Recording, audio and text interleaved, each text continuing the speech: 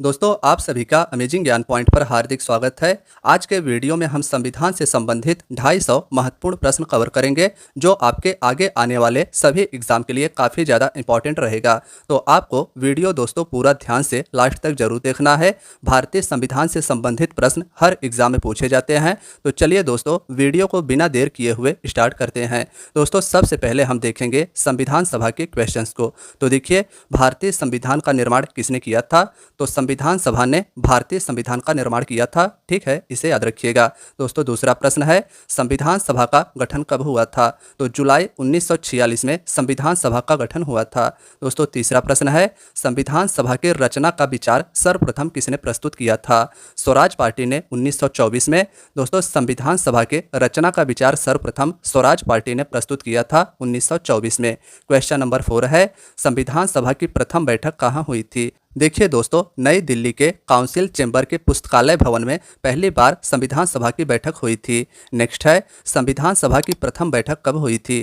दोस्तों 9 दिसंबर 1946 को संविधान सभा की प्रथम बैठक हुई थी। नेक्स्ट क्वेश्चन है, संविधान सभा की प्रथम बैठक में अस्थायी अध्यक्ष के रूप में किसे चुना गया था?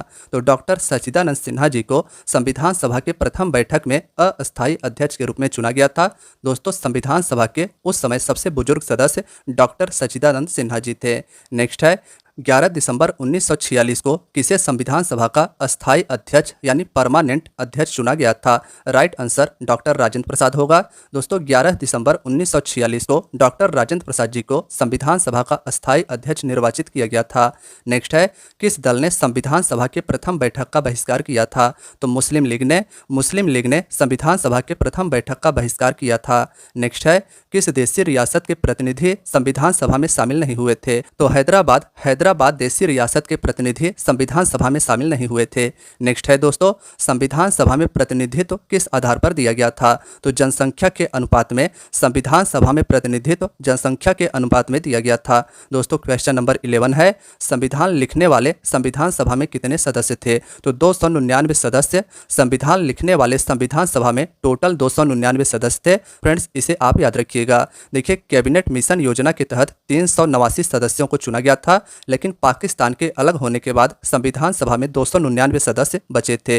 नेक्स्ट है, संविधान सभा में महिला सदस्यों की संख्या कितनी थी? तो 15 सदस्य संविधान सभा में महिला सदस्यों की संख्या 15 थी। नेक्स्ट है, संविधान सभा में अनुसूचित जनजाति के सदस्यों की संख्या कितनी थी? तो 33 सदस्य संविधान सभा में अनुसूचित जनजाति के सदस्यों की संख्या 33 थी। नेक्स्ट है, संविधान सभा के उद्देश्य प्रस्ताव, जिसे अब हम लोग प्रस्तावना कहते हैं, को किसने प्रस्तुत किया था? तो जवाहरलाल नेहरू जी ने संविधान सभा में उद्देश्य प्रस्ताव को जवाहरलाल नेहरू जी ने प्रस्तुत किया था। नेक्स्ट है, उद्देश्य प्रस्ताव को कब पेश किया गया था? तो 13 दिसंबर 1946 को उद्देश्य प्रस्ताव को दोस्तों 13 दिसंबर 1946 को जवाहरलाल नेहरू जी ने संविधान सभा के समक्ष प्रस्तुत किया था। नेक्स्ट है क्वेश्चन दोस्तों, क्वेश्चन नंबर 16, संविधान सभा ने उद्देश्य प्रस्ताव को कब स्वीकृत किया था? तो 22 जनवरी 1947 को संविधान सभा ने उद्देश्य प्रस्ताव को 22 जनवरी 1947 को स्वीकृत किया था। दोस्तों अगला प्रश्न है, संविधान सभा ने भारत के राष्ट्रीय ध्वज को कब अपनाया था? तो 22 जुलाई 1947 को दोस्तों संविधान सभा ने भारत के राष्ट्रीय ध्वज को 22 जुलाई 1947 को अपनाया था। नेक्स्ट है दोस्तों क्वेश्चन नंबर 18, गवर्नर जनरल ने पाकिस्तान के लिए पृथक संविधान सभा के स्थापना की घोषणा कब की? तो 26 जुलाई 1947 को दोस्तों भारत के गवर्नर जनरल ने पाकिस्तान के लिए एक अलग संविधान सभा के स्थापना की घोषणा 26 जुलाई 1947 को की थी। अब दोस्तों हम बात करेंगे संविधान सभा की प्रमुख समितियों की। तो देखिए नेक्स्ट क्वेश्चन नंबर 20 है, संविधान सभा ने प्रारूप समिति का गठन कब किया था? 29 अगस्त 1947 को दोस्तों संविधान सभा ने प्रारूप समिति या ड्राफ्टिंग कमेटी का गठन 29 अगस्त 1947 को किया था। क्वेश्चन इंपॉर्टेंट है। नेक्स्ट है, प्रारूप समिति का गठन किस लिए किया गया था? तो संविधान के प्रारूप पर विचार करने के लिए प्रारूप समिति का गठन किया गया था। फ्रेंड्स इसे भी आप याद रखिएगा। क्वेश्चन नंबर 22 है, प्रारूप समिति के अध्यक्ष कौन थे? तो डॉक्टर भीमराव अंबेडकर प्रारूप समिति के अध्यक्ष डॉक्टर भीमराव अंबेडकर जी थे।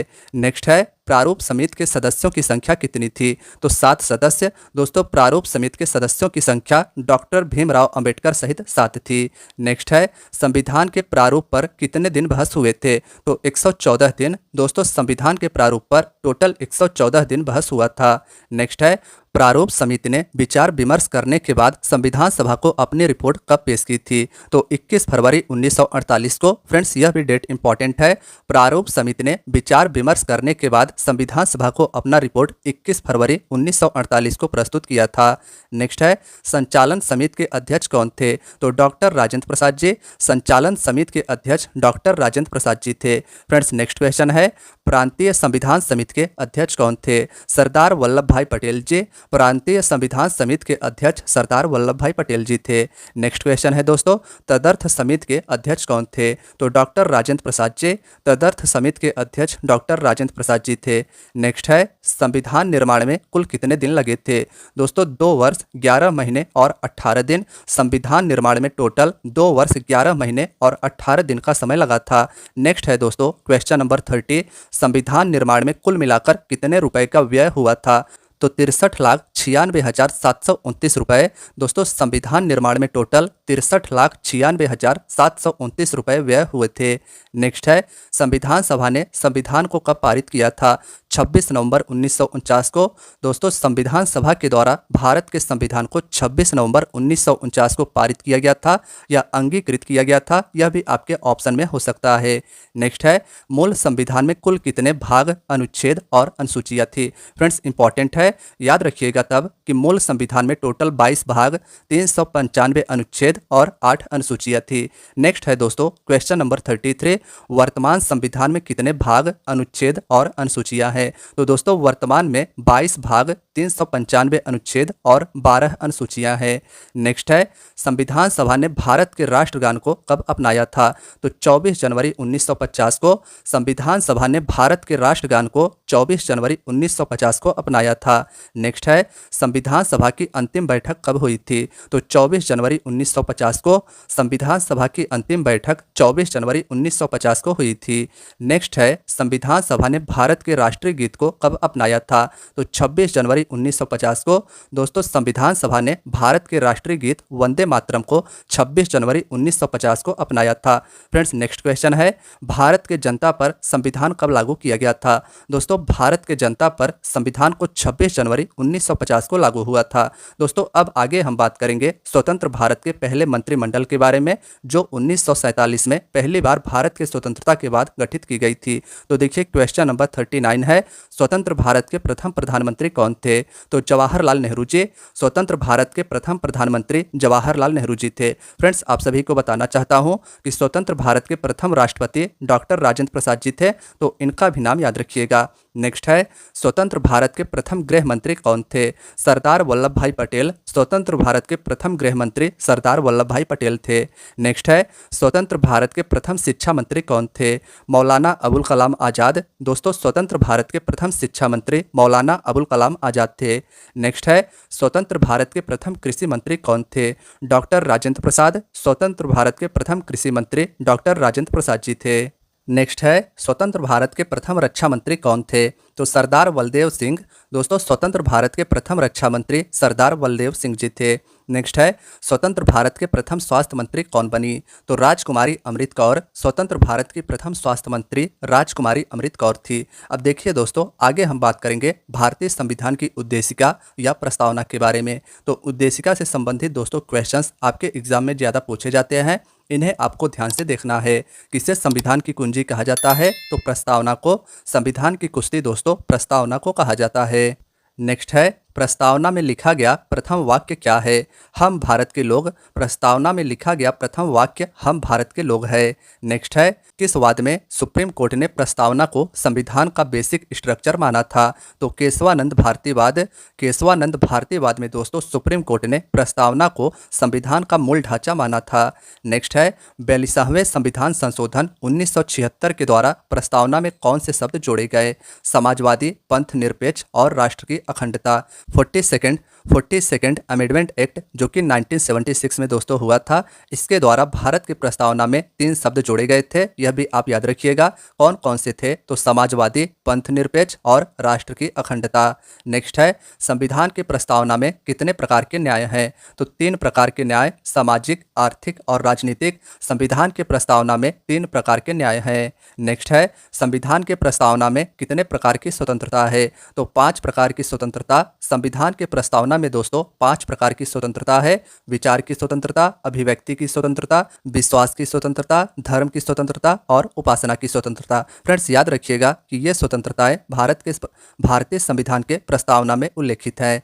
नेक्स्ट है, संविधान की प्रस्तावना में कितने प्रकार की समानता है, तो 2 प्रकार की समानता है। संविधान के प्रस्तावना में टोटल 2 प्रकार की समानताएं हैं, प्रतिष्ठा और अवसर की समानता। नेक्स्ट है, भारत के संविधान की विशेषता क्या है, संविधान विश्व का सबसे बड़ा लिखित संविधान है। दोस्तों भारत के संविधान की विशेषता यह है कि भारत का संविधान विश्व का सबसे बड़ा लिखित संविधान है। फ्रेंड्स अब आगे के वीडियो में हम जानेंगे भारतीय संविधान के विदेशी स्रोत की। तो देखिए भारतीय संविधान के निर्माण में दोस्तों विभिन्न देशों के संविधान से सहायता ली गई है। अब आइए इनके बारे में जानते हैं। भारतीय संविधान पर सबसे अधिक प्रभाव किस अधिनियम का पड़ा, तो भारतीय शासन अधिनियम 1935 का। भारतीय संविधान का सबसे अधिक प्रभाव भारतीय शासन अधिनियम 1935 का पड़ा था। नेक्स्ट है, भारतीय संविधान के प्रस्तावना को किस देश के संविधान से ग्रहण किया गया है, अमेरिका के संविधान से। भारतीय संविधान के प्रस्तावना को दोस्तों अमेरिका के संविधान से भारत के संविधान में ग्रहण किया गया है। भारतीय संविधान में मौलिक अधिकार को किस देश से ग्रहण किया गया है,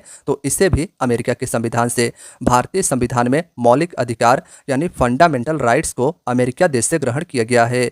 नेक्स्ट है, भारत के राष्ट्रपति पर लगने वाले महाभियोग की प्रक्रिया को किस देश के संविधान से लिया गया है, तो अमेरिका के संविधान से। भारत के राष्ट्रपति पर लगने वाले महाभियोग की प्रक्रिया को अमेरिका देश के संविधान से लिया गया है। नेक्स्ट है, भारत के संविधान में संसदीय शासन प्रणाली किस देश के संविधान से ग्रहण किया गया है, तो ब्रिटेन के संविधान से। भारत के संविधान में संसदीय शासन प्रणाली दोस्तों ब्रिटेन देश के संविधान से ग्रहण किया गया है। नेक्स्ट क्वेश्चन है, भारत के संविधान में संसद के द्विसदनात्मक व्यवस्था किस देश के संविधान से ग्रहण किया गया है, तो ब्रिटेन के संविधान से इसे भी लिया गया है। भारत के संविधान में दोस्तों संसद के द्विसदनात्मक व्यवस्था जो उच्च सदन और निम्न सदन यानी लोकसभा राज्यसभा होता है, इसे ब्रिटेन के संविधान से ग्रहण किया गया है। नेक्स्ट है, नीति निर्देशक सिद्धांत को भारत के संविधान में किस देश के संविधान से ग्रहण किया गया है, तो आयरलैंड के संविधान से। नीति निर्देशक सिद्धांत को भारतीय संविधान में आयरलैंड देश के संविधान से ग्रहण किया गया है। फ्रेंड्स अगला है, राज्यसभा में कुछ क्षेत्र जैसे कला, साहित्य, विज्ञान और समाज सेवा के प्रसिद्ध व्यक्तियों का मनोनयन किस देश के संविधान से ग्रहण किया गया है, तो आयरलैंड के संविधान से। दोस्तों राष्ट्रपति के द्वारा राज्यसभा में कुछ क्षेत्र के प्रसिद्ध व्यक्तियों का मनोनयन किया जाता है और यह भारतीय संविधान में आयरलैंड के संविधान से ग्रहण किया गया है। भारतीय संविधान के प्रस्तावना की भाषा को किस देश के संविधान से ग्रहण किया गया है, तो ऑस्ट्रेलिया के संविधान से। भारतीय संविधान के प्रस्तावना की भाषा को ऑस्ट्रेलिया देश के संविधान से ग्रहण किया गया है। भारतीय संविधान में उल्लिखित संवर्ती सूची का प्रावधान किस देश के संविधान से ग्रहण किया गया है, तो इसे भी ऑस्ट्रेलिया के संविधान से। भारतीय संविधान में उल्लिखित संवर्ती सूची का प्रावधान ऑस्ट्रेलिया देश के संविधान से भारत के संविधान में ग्रहण किया गया है। नेक्स्ट है, संविधान में आपातकाल से संबंधित उपबंध किस देश के संविधान से ग्रहण किए गए हैं, तो जर्मनी से संबंधित है। संविधान में आपातकाल से संबंधित उपबंध दोस्तों जर्मनी देश के बीमर संविधान से लिया गया है। नेक्स्ट है, संविधान में संविधान संशोधन की प्रक्रिया का प्रावधान किस देश के संविधान से ग्रहण किया गया है, तो दक्षिण अफ्रीका के संविधान से। दोस्तों भारत के संविधान में संविधान संशोधन की प्रक्रिया का प्रावधान दक्षिण अफ्रीका के संविधान से ग्रहण किया गया है। किस देश के संविधान से भारत के संविधान में मौलिक कर्तव्यों को ग्रहण किया गया है, तो रूस के संविधान से। रूस देश के संविधान से भारत के संविधान में मौलिक कर्तव्यों यानी फंडामेंटल ड्यूटीज को ग्रहण किया गया है। फ्रेंड्स आगे अब बात होगी भारत की अनुसूचियों के बारे में। तो देखिए दोस्तों संविधान के पहले अनुसूची में कितने राज्य और संघ शासित क्षेत्र का उल्लेख है, तो 28 राज्य और 8 केंद्र शासित प्रदेश का। संविधान के पहले सूची में याद रखिएगा 28 राज्य और 8 केंद्र शासित प्रदेश का उल्लेख है।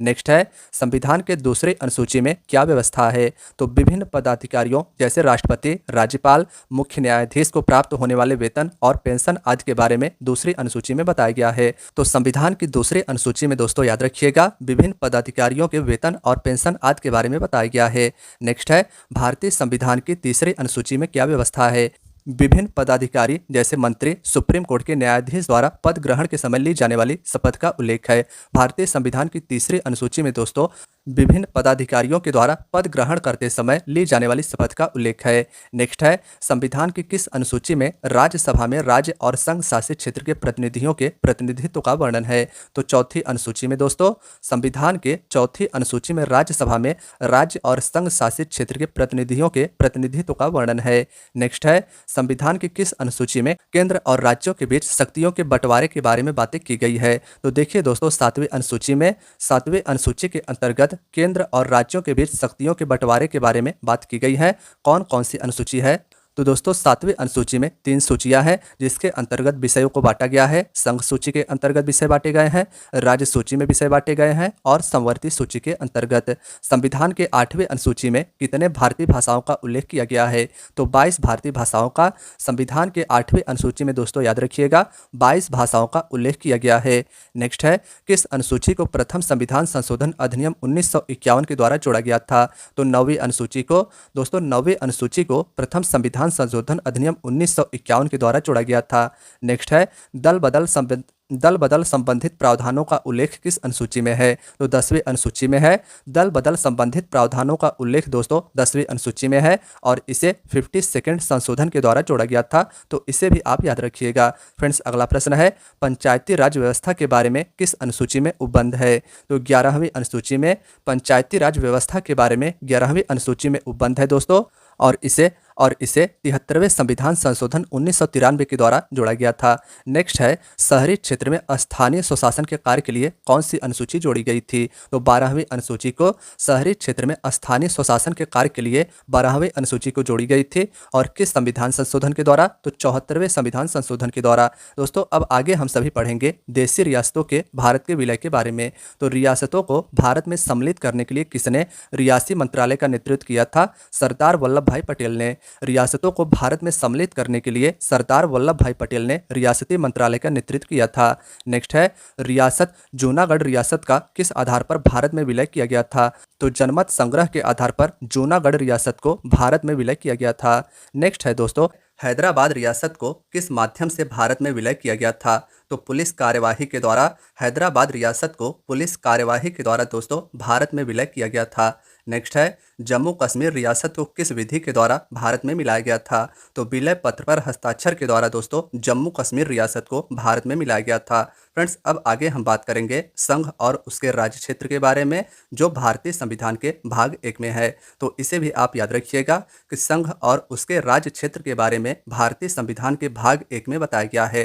क्वेश्चंस को देखें तो भारत अर्थात इंडिया राज्यों का संघ होगा किस अनुच्छेद में उल्लिखित है? तो अनुच्छेद 1 में भारत अर्थात इंडिया राज्यों का संघ होगा, यह अनुच्छेद 1 में उल्लिखित है। नेक्स्ट है, भारत के संसद को किस अनुच्छेद के माध्यम से भारत में नए राज्यों के प्रवेश या उनकी स्थापना की शक्ति प्रदान की गई है? तो अनुच्छेद 2 के माध्यम से भारत के संसद को दोस्तों अनुच्छेद 2 के माध्यम से शक्ति प्रदान की गई है कि वह किसी नए राज्यों का भारत में प्रवेश कर सकता है या उनकी स्थापना कर सकता है। नेक्स्ट है, नए राज्यों के निर्माण और वर्तमान राज्य के क्षेत्र, सीमा या नामों में परिवर्तन संसद विधि द्वारा कर सकता है, यह किस अनुच्छेद में है? तो अनुच्छेद 3 में दोस्तों नए राज्य का निर्माण करना हो या वर्तमान राज्य के क्षेत्र, सीमा या नाम में परिवर्तन करना हो, संसद विधि द्वारा अनुच्छेद 3 के अंतर्गत करता है। फ्रेंड्स, आगे अब बात होगी राज्यों के पुनर्गठन से संबंधित क्वेश्चंस की। तो किस समिति ने भाषाई आधार पर राज्यों के पुनर्गठन की मांग को खारिज कर दिया था? जेवीपी समिति, याद रखिएगा जेवीपी समिति ने भाषाई आधार पर राज्यों के पुनर्गठन की मांग को खारिज कर दिया था। जेवीपी समिति में सदस्य थे जवाहरलाल नेहरू, वल्लभ भाई पटेल और पट्टाभी सीतारामैया। नेक्स्ट है, भाषाई आधार पर नए राज्य के गठन के लिए तेलुगु भाषियों ने किसके नेतृत्व में आंदोलन प्रारंभ किया था?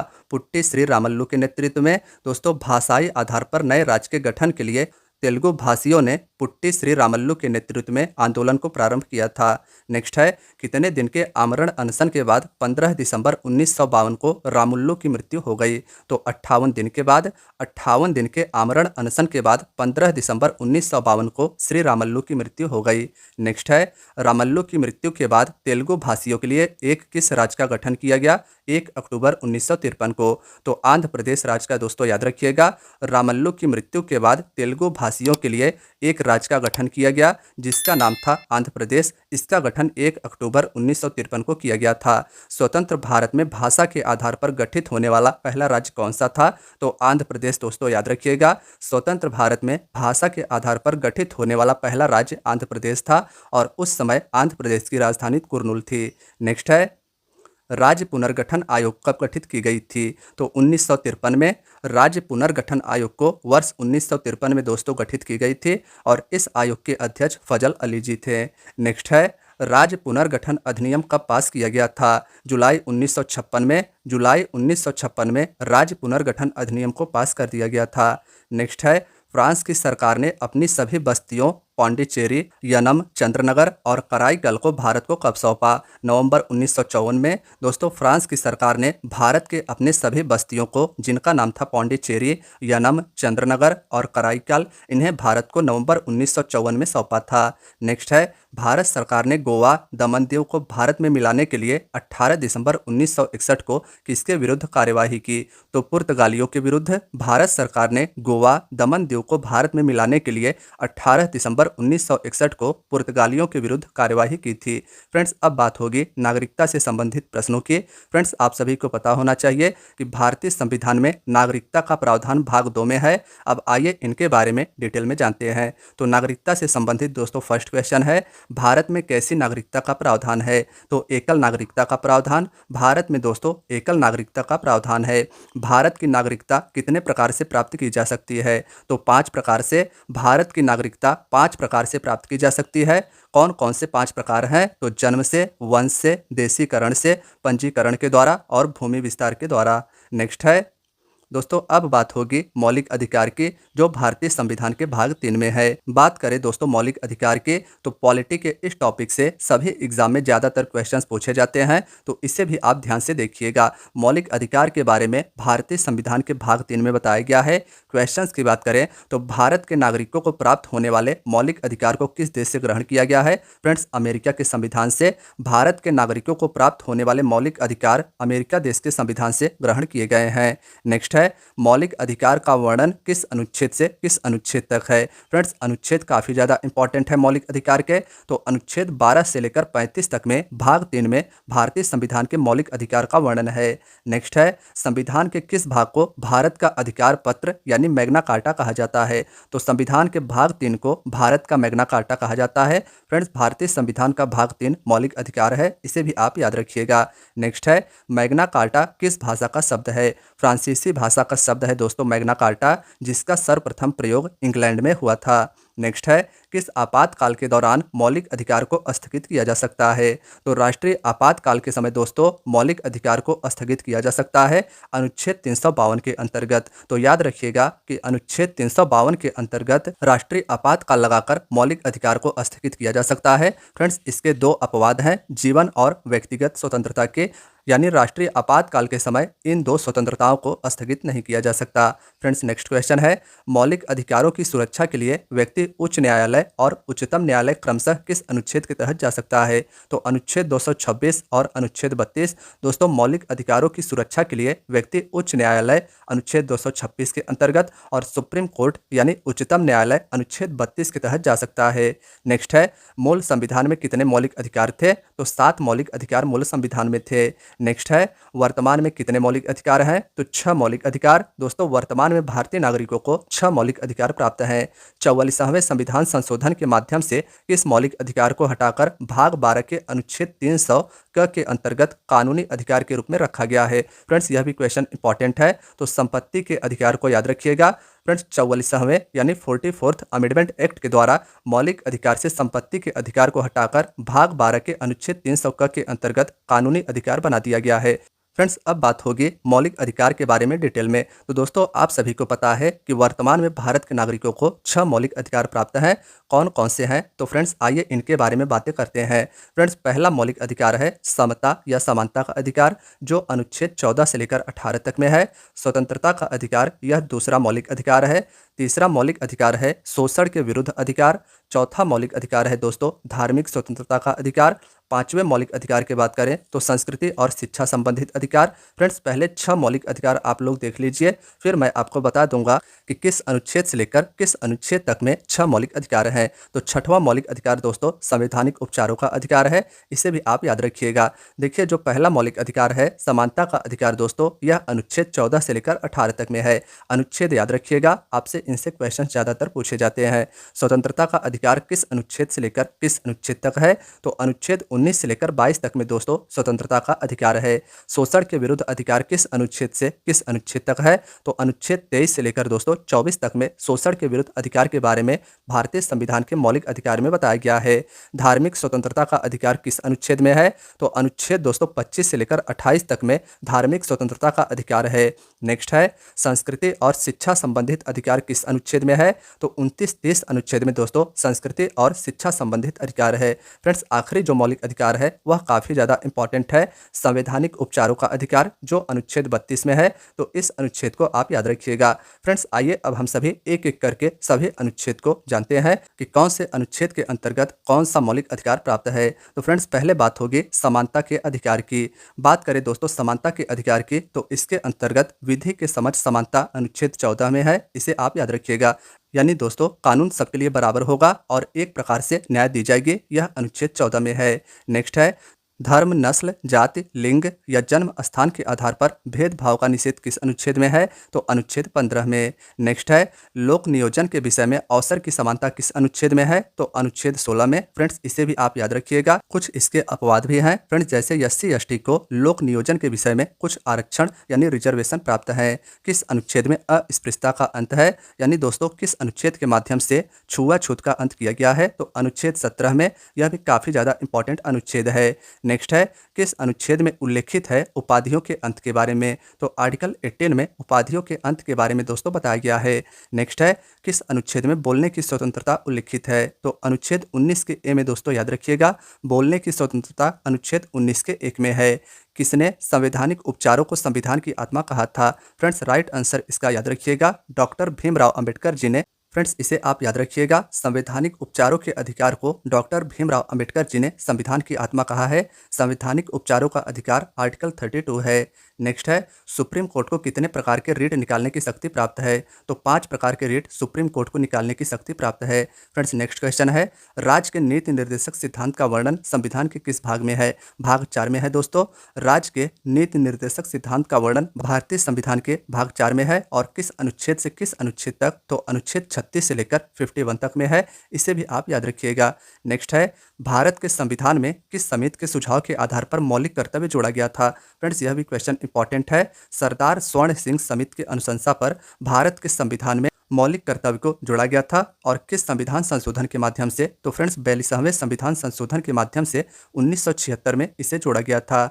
नेक्स्ट है मौलिक कर्तव्यों की संख्या कितनी है दोस्तों, तो वर्तमान में मौलिक कर्तव्य 11 हैं। नेक्स्ट है भारत ने शासन की किस व्यवस्था को अपनाया है, तो संसदीय व्यवस्था को भारत ने अपनाया है। भारत में शासन संसदीय व्यवस्था के अंतर्गत की जाती है। नेक्स्ट है भारत का प्रथम नागरिक कौन होता है, तो राइट आंसर होगा दोस्तों राष्ट्रपति। भारत का प्रथम नागरिक राष्ट्रपति होता है। नेक्स्ट है राष्ट्रपति पद के उम्मीदवार के लिए कितने सदस्य के अनुमोदन की आवश्यकता होती है, तो 50 प्रस्तावक और 50 अनुमोदक। राष्ट्रपति पद के उम्मीदवार के लिए 50 प्रस्तावक और 50 अनुमोदक की आवश्यकता होती है। नेक्स्ट है दोस्तों क्वेश्चन नंबर 130, राष्ट्रपति पर महाभियोग किस अनुच्छेद के द्वारा लगता है, तो अनुच्छेद 61 के द्वारा। राष्ट्रपति पर महाभियोग अनुच्छेद 61 यानी 61 के अंतर्गत लगता है। नेक्स्ट है राष्ट्रपति पर महाभियोग लगने से कितने दिन पहले सूचित करना आवश्यक हो जाता है, यानी दोस्तों राष्ट्रपति पर महाभियोग लगाने से कितने दिन पहले उन्हें सूचना दी जानी चाहिए, तो 14 दिन पहले।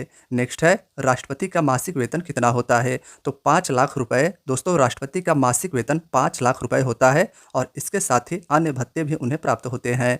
राष्ट्रपति के अवकाश ग्रहण के बाद पेंशन के रूप में कितने रुपए प्रतिमाह मिलता है, तो 1.5 लाख रुपए यानी कि 1,50,000 रुपए। नेक्स्ट है भारत के प्रधानमंत्री की नियुक्ति कौन करता है, तो राष्ट्रपति। दोस्तों भारत के प्रधानमंत्री की नियुक्ति नियुक्ति भारत का राष्ट्रपति करता है। भारत के नियंत्रक और महालेखा परीक्षक की नियुक्ति कौन करता है? तो राष्ट्रपति। दोस्तों, भारत के नियंत्रक और महालेखा परीक्षक की भी नियुक्ति राष्ट्रपति के द्वारा ही की जाती है। संसद द्वारा पारित विधेयक किसके अनुमोदन के बाद ही कानून बनता है? तो राष्ट्रपति के अनुमोदन के बाद।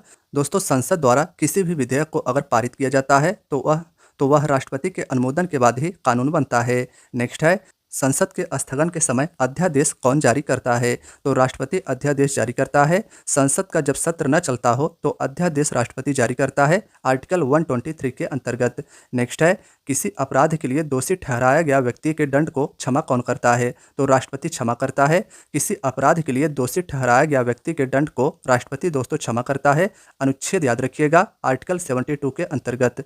नेक्स्ट है, भारत की प्रथम महिला राष्ट्रपति कौन थी? प्रतिभा देवी सिंह पाटिल जी। भारत की प्रथम महिला राष्ट्रपति प्रतिभा देवी सिंह पाटिल जी थी। नेक्स्ट है दोस्तों, भारत में राज्यसभा का पदेन सभापति कौन होता है? तो उपराष्ट्रपति। भारत में राज्यसभा का पदेन सभापति दोस्तों उपराष्ट्रपति होता है, आर्टिकल 89 के अंतर्गत। नेक्स्ट है, राष्ट्रपति का पद खाली होने पर कौन राष्ट्रपति की हैसियत से कार्य करता है? तो उपराष्ट्रपति। राष्ट्रपति का पद अगर खाली है किसी कारणवश तो उपराष्ट्रपति दोस्तों राष्ट्रपति की हैसियत से कार्य करता है, आर्टिकल 65 के अंतर्गत। नेक्स्ट है, राष्ट्रपति को उसके कार्यों के संपादन और सलाह देने के लिए एक मंत्रिपरिषद होता है। इसका प्रधान कौन होता है? तो प्रधानमंत्री। राष्ट्रपति को उसके कार्यों के संपादन और सलाह देने के लिए एक मंत्रिपरिषद दोस्तों होता है, जिसका प्रधान प्रधानमंत्री होता है। नेक्स्ट है, प्रधानमंत्री सहित मंत्रिपरिषद में मंत्रियों की कुल संख्या कितनी हो सकती है? तो लोकसभा के कुल सदस्यों का 15%। दोस्तों, प्रधानमंत्री सहित मंत्रिपरिषद में मंत्रियों की कुल संख्या लोकसभा के कुल सदस्यों का 15% से ज़्यादा नहीं हो सकता। नेक्स्ट है, भारत के किस प्रधानमंत्री का सबसे लंबा कार्यकाल है? तो जवाहरलाल नेहरू जी का। इनका प्रधानमंत्री के तौर पर 3 कार्यकाल दोस्तों रहा था, 16 वर्ष 9 महीना और 12 दिन का। नेक्स्ट है, प्रधानमंत्री के पद से त्यागपत्र देने वाले प्रथम प्रधानमंत्री कौन थे? मोरारजी देसाई। दोस्तों, प्रधानमंत्री के पद से त्यागपत्र देने वाले प्रथम भारत के प्रधानमंत्री मोरारजी देसाई थे। नेक्स्ट है, भारत के सबसे कम उम्र के प्रधानमंत्री कौन बने? तो राजीव गांधी जी। दोस्तों, भारत के सबसे कम उम्र में प्रधानमंत्री राजीव गांधी जी बने थे, जबकि भारत के सबसे बुजुर्ग प्रधानमंत्री मोरारजी देसाई बने थे। नेक्स्ट है, मंत्री कितने प्रकार के होते हैं? फ्रेंड्स, 3 प्रकार के होते हैं, तो इसे भी आप याद रखिएगा, मंत्री 3 प्रकार के होते हैं। नेक्स्ट है, लोकसभा का नेता कौन होता है? प्रधानमंत्री। दोस्तों, लोकसभा का नेता प्रधानमंत्री होता है। नेक्स्ट है, मंत्रिमंडल का प्रशासनिक प्रमुख कौन होता है? तो कैबिनेट सचिव। दोस्तों, मंत्रिमंडल का प्रशासनिक प्रमुख कैबिनेट सचिव होता है। नेक्स्ट है, भारत की संसद लोकसभा, राज्यसभा और किससे मिलकर बनती है? तो राष्ट्रपति, लोकसभा और राज्यसभा दोस्तों इन तीनों से ही मिलकर भारत की संसद बनती है। नेक्स्ट है, राज्यसभा के सदस्यों की संख्या अधिकतम कितनी हो सकती है? तो 250। दोस्तों, राज्यसभा में सदस्यों की अधिकतम संख्या 250 हो सकती है और वर्तमान में 245 सदस्य राज्यसभा के हैं। नेक्स्ट है, कितने व्यक्तियों को राष्ट्रपति विशेष ज्ञान या अनुभव के आधार पर राज्यसभा में मनोनीत कर सकता है? तो 12 व्यक्तियों को। दोस्तों, राष्ट्रपति 12 व्यक्तियों को विशेष ज्ञान या अनुभव के आधार पर राज्यसभा में मनोनीत कर सकता है। नेक्स्ट है, कौन सा सदन कभी भंग नहीं हो सकता? फ्रेंड्स, राज्यसभा कभी भी किसी भी कारण से भंग नहीं हो सकता, इसे आप याद रखिएगा। नेक्स्ट है, राज्यसभा के कितने सदस्य प्रति 2 वर्ष के बाद सेवानिवृत्त हो जाते हैं? तो फ्रेंड्स, 1/3 यानी 1/3 सदस्य राज्यसभा के प्रति 2 वर्ष के बाद सेवानिवृत्त हो जाते हैं। फ्रेंड्स, आप सभी को बताना चाहता हूं कि राज्यसभा के सदस्यों का कार्यकाल 6 वर्ष का होता है, इसे भी आप याद रखिएगा। जबकि लोकसभा का अगर आपसे पूछा जाए तो लोकसभा के सदस्यों का कार्यकाल केवल 5 वर्ष का होता है। नेक्स्ट है, राज्यसभा की सबसे अधिक सीट किस राज्य में है? तो उत्तर प्रदेश में। दोस्तों, राज्यसभा की सबसे अधिक सीट उत्तर प्रदेश राज्य में है, 31 सीटें सर्वाधिक उत्तर प्रदेश में है। नेक्स्ट है, मंत्रिपरिषद किसके प्रति उत्तरदायी नहीं होता है? तो दोस्तों, राज्यसभा के प्रति। मंत्रिपरिषद केवल लोकसभा के प्रति उत्तरदायी होता है, इसे आप याद रखिएगा। लोकसभा की संरचना किस अनुच्छेद में है? तो अनुच्छेद 81 यानी 81 में। फ्रेंड्स, याद रखिएगा कि संसद अगर आपसे पूछ ली जाए तो संसद का आप याद रखिएगा आर्टिकल 79 होगा। संरचना की बात यहाँ पर हो रही है। फ्रेंड्स, अगर राज्यसभा का पूछ लिया जाए तो राज्यसभा का गठन आर्टिकल 80 के अंतर्गत किया जाता है और लोकसभा की संरचना यानी गठन के बारे में अनुच्छेद 81 में बताया गया है। नेक्स्ट है, लोकसभा संसद का कौन सा अंग है? तो दोस्तों, प्रथम या निम्न सदन इसे कहा जाता है। लोकसभा को भारत का प्रथम सदन कहा जाता है या इसे ही निम्न सदन कहा जाता है, जबकि दोस्तों राज्यसभा को भारत का द्वितीयक यानी सेकेंडरी सदन कहा जाता है। और राज्यसभा को ऊपरी सदन यानी अपर सदन भी कहा जाता है। नेक्स्ट है, लोकसभा में अधिकतम सदस्य संख्या कितनी हो सकती है? तो दोस्तों 550। लोकसभा में अधिकतम सदस्य संख्या वर्तमान में 550 हो सकती है। वर्तमान में लोकसभा की सदस्य संख्या कितनी है? तो 543। आप याद रखिएगा, वर्तमान में लोकसभा के सदस्य की संख्या 543 है। अधिकतम कितने सदस्य संघ शासित क्षेत्र से निर्वाचित किए जा सकते हैं? तो 20 सदस्य फ्रेंड्स, याद रखिएगा, अधिकतम 20 सदस्य लोकसभा में संघ शासित क्षेत्र से निर्वाचित किए जा सकते हैं। नेक्स्ट है, 84th संविधान संशोधन के अनुसार किनके सीटों की संख्या 2026 तक यथावत रखने का प्रावधान किया गया है? तो लोकसभा और विधानसभा के दोस्तों 84th अमेंडमेंट एक्ट के द्वारा लोकसभा और विधानसभा की सीटों की संख्या 2026 तक यथावत रखने का प्रावधान किया गया है, यानी इसमें 2026 तक बदलाव नहीं किया जा सकता। नेक्स्ट है, लोकसभा में अनुसूचित जाति और अनुसूचित जनजाति के लिए राज्यवार जनसंख्या के अनुपात में आरक्षण का प्रावधान कितने वर्ष के लिए किया गया था? तो फ्रेंड्स, शुरू में 10 वर्ष के लिए लोकसभा में एसटी और एससी के लिए राज्यवार जनसंख्या के अनुपात में आरक्षण का प्रावधान शुरू में 10 वर्ष के लिए किया गया था और इसे संविधान संशोधन के माध्यम से अभी तक बढ़ाया जा रहा है। नेक्स्ट है, 104वें संविधान संशोधन के द्वारा किसके आरक्षण को लोकसभा में 2030 तक बढ़ा दिया गया है? तो फ्रेंड्स, अनुसूचित जाति और अनुसूचित जनजाति के आरक्षण को 104वें संविधान संशोधन के द्वारा, याद रखिएगा, कि लोकसभा में आरक्षण को 2030 तक बढ़ा दिया गया है। नेक्स्ट है, आपातकाल के दौरान संसद लोकसभा का कार्यकाल कितने समय के लिए वृद्धि कर सकता है?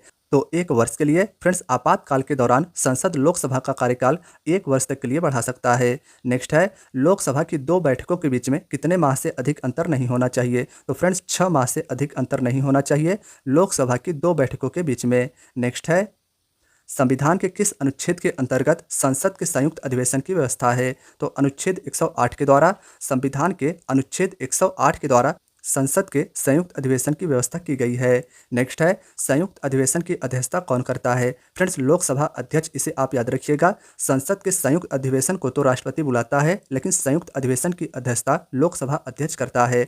अविश्वास प्रस्ताव प्रस्तुत करने के लिए कम से कम कितने लोकसभा सदस्यों के समर्थन की जरूरत होती है? तो 50 सदस्य, फ्रेंड्स, याद रखिएगा।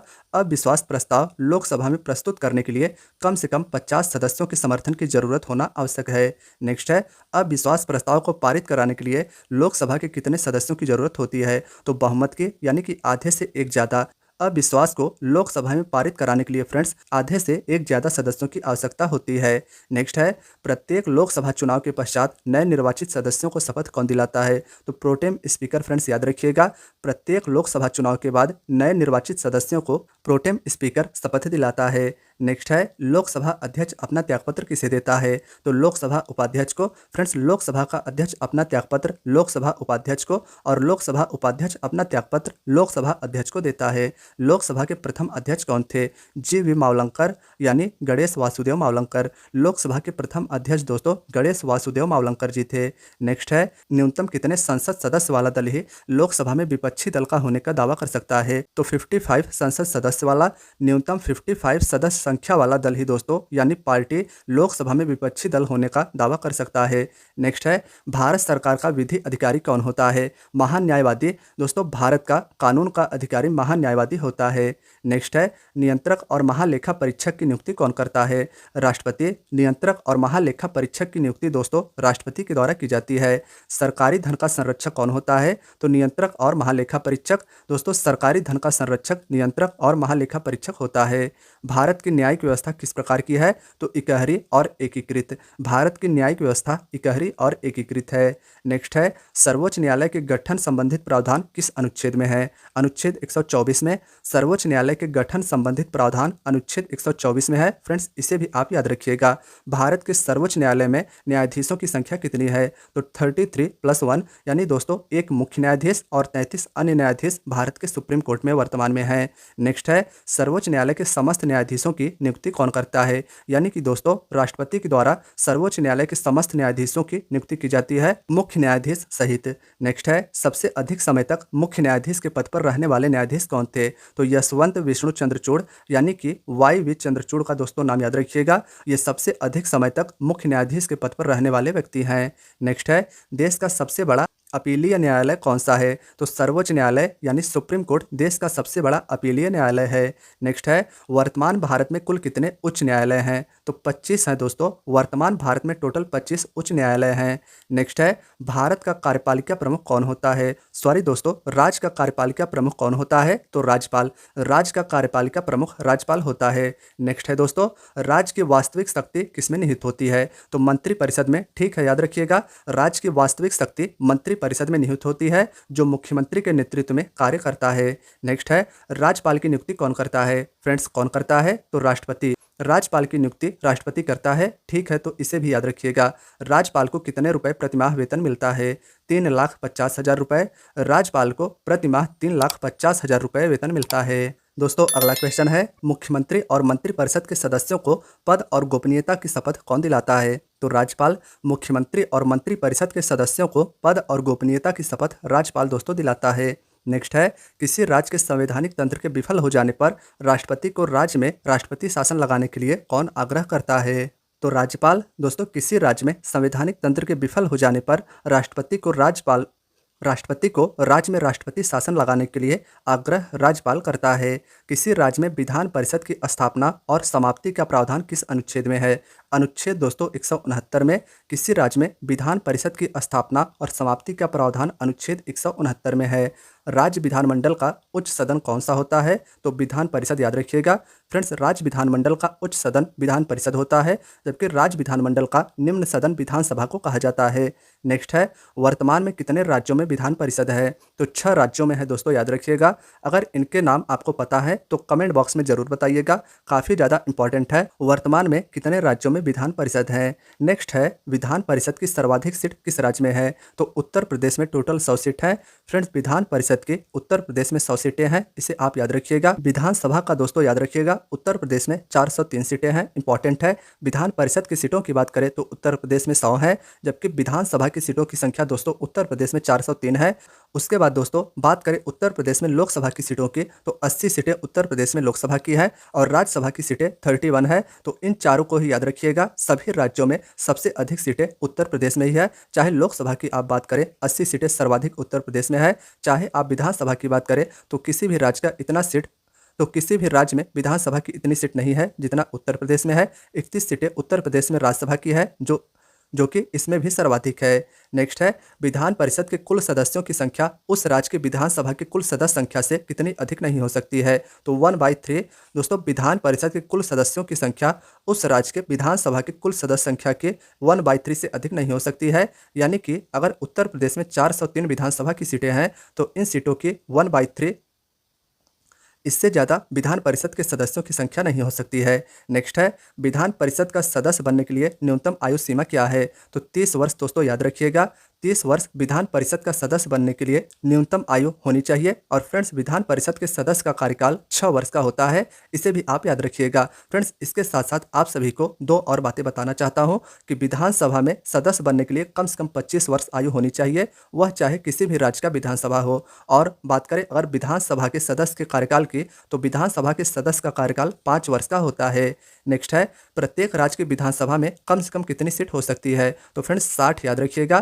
प्रत्येक राज्य की विधानसभा में अधिकतम 500 सीट हो सकती है, इसे भी आप याद रखिएगा। और न्यूनतम सीटों की संख्या 60 हो सकती है। इसके अपवाद गोवा और सिक्किम है। फ्रेंड्स, यहाँ पर 60 विधानसभा से कम सीटें हैं। नेक्स्ट है, विधानसभा की सर्वाधिक सीट किस राज्य में है? तो उत्तर प्रदेश में 403 सीट। दोस्तों, विधानसभा की सबसे अधिक सीट उत्तर प्रदेश में है, जो कि 403 सीट है।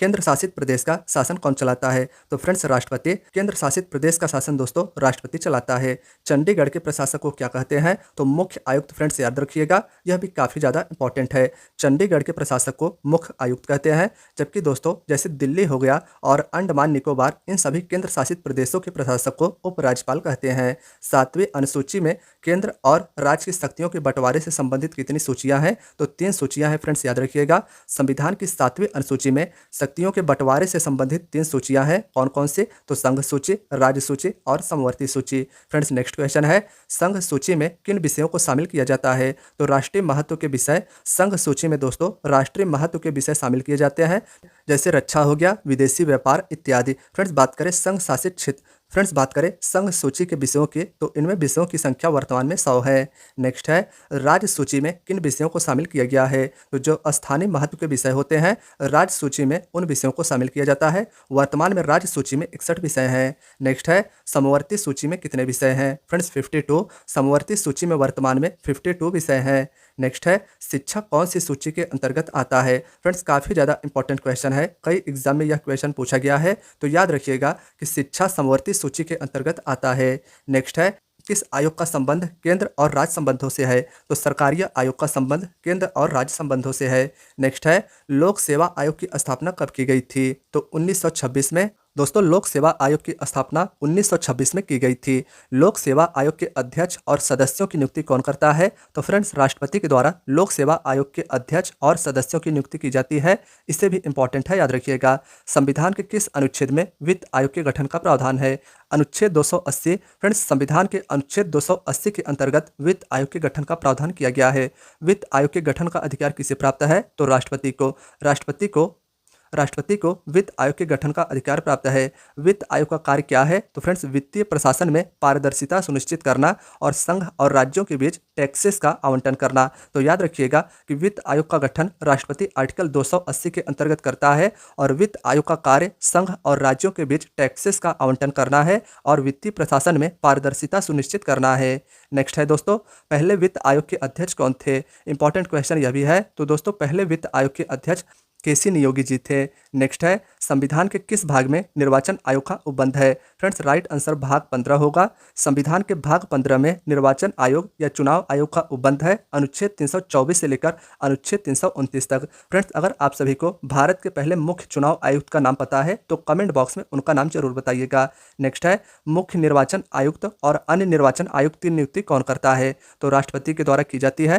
फ्रेंड्स मुख्य निर्वाचन आयुक्त या मुख्य चुनाव आयुक्त और अन्य चुनाव आयुक्तों की नियुक्ति राष्ट्रपति करता है। अगर आप सभी को वर्तमान के मुख्य चुनाव आयुक्त का नाम पता है तो फ्रेंड्स कमेंट बॉक्स में उनका नाम जरूर बताइएगा। भारतीय राज्य व्यवस्था में वरीयता अनुक्रम क्या है, फ्रेंड्स बात करें भारतीय राज्य व्यवस्था में वरीयता अनुक्रम के, तो पहले नंबर पर भारतीय राज्य व्यवस्था में राष्ट्रपति को रखा जाता है, दूसरा नंबर है उपराष्ट्रपति का, तीसरा प्रधानमंत्री, वरीयता क्रम याद रखिएगा, चौथा है दोस्तों राज्यों के राज्यपाल और पांचवा है भूतपूर्व राष्ट्रपति। तो इन पांचों का वरीयता क्रम तो आप जरूर याद रखिएगा। ऐसा कौन सा पुरस्कार है जिसे वरीयता क्रम में स्थान दिया गया है, तो दोस्तों भारत रत्न को। भारत रत्न ऐसा पुरस्कार है जिसे वरीयता क्रम में स्थान दिया गया है। नेक्स्ट है भारतीय संविधान के किस भाग में राजभाषा का उपबंध है, भाग 17 में। दोस्तों याद रखिएगा कि भारतीय संविधान के भाग 17 में राजभाषा का उपबंध है अनुच्छेद 343 के अंतर्गत। संघ की राजभाषा क्या है, तो फ्रेंड्स हिंदी याद रखिएगा और लिपि देवनागरी लिपि है। संघ की राजभाषा हिंदी और लिपि देवनागरी लिपि है। नेक्स्ट है दोस्तों प्रथम राजभाषा आयोग के अध्यक्ष कौन थे, तो बी जी खरे प्रथम राजभाषा आयोग के अध्यक्ष थे। फ्रेंड्स इनका भी नाम याद रखिएगा। भारतीय संविधान की 8वीं अनुसूची में कितने भाषाओं को राजभाषा के रूप में मान्यता प्राप्त है, तो फ्रेंड्स 22 भाषाओं को याद रखिएगा। भारतीय संविधान की 8वीं अनुसूची में 22 भाषाओं को राजभाषा के रूप में मान्यता प्राप्त है। नेक्स्ट है फ्रेंड्स भारतीय संविधान में कितने प्रकार के आपातकाल की व्यवस्था की गई है, तो 3 प्रकार के आपातकाल की व्यवस्था दोस्तों भारतीय संविधान में की गई है। कौन कौन से, तो राष्ट्रीय आपातकाल, राष्ट्रपति शासन और वित्तीय आपातकाल, इन्हें आप याद रखिएगा। राष्ट्रीय आपातकाल किस अनुच्छेद में है, तो अनुच्छेद 352 में। राष्ट्रीय आपातकाल अनुच्छेद 352 में है। राज्य में राष्ट्रपति शासन किस अनुच्छेद में है, तो फ्रेंड्स अनुच्छेद 356 में। राष्ट्रपति शासन राज्य में अनुच्छेद 356 के अंतर्गत लगाया जाता है। वित्तीय आपातकाल किस अनुच्छेद में है, तो फ्रेंड्स अनुच्छेद 360 में। तो दोस्तों आज की आपकी वीडियो यहीं तक थी। वीडियो अगर पसंद आई हो तो प्लीज़ वीडियो को लाइक अवश्य कीजिएगा। अपने दोस्तों यारों मित्रों के साथ भी इस वीडियो को जरूर शेयर कीजिएगा। यह वीडियो उनके लिए भी दोस्तों काफ़ी ज़्यादा यूजफुल रहेगा। तो दोस्तों मिलते हैं नेक्स्ट वीडियो में। अपना ख्याल रखिएगा और तैयारी को जारी रखिएगा। धन्यवाद दोस्तों।